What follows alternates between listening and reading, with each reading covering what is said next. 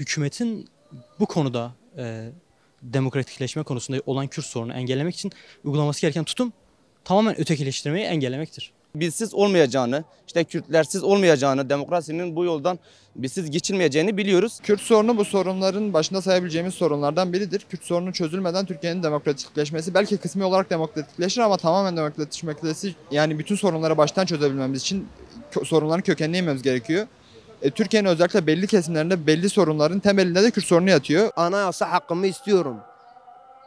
Anayasada ne diyor?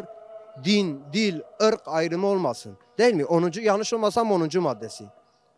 Bunların verilmesi lazım. Hak, hukukun, adaletin falan en üst seviyelere çıkması gerekir. Yani bu kadar.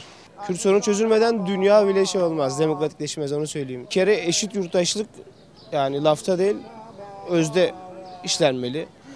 Bireylerin haklarının hepsinin eşit bir şekilde yani adaletli bir şekilde bireylere dağıtılması lazım ama pek yani insan hakkını aradığında ulaşamıyor. Zihniyeti biraz genişletseler, tek bir zihniyet üzerinden gitmeseler bu sorun çözülür.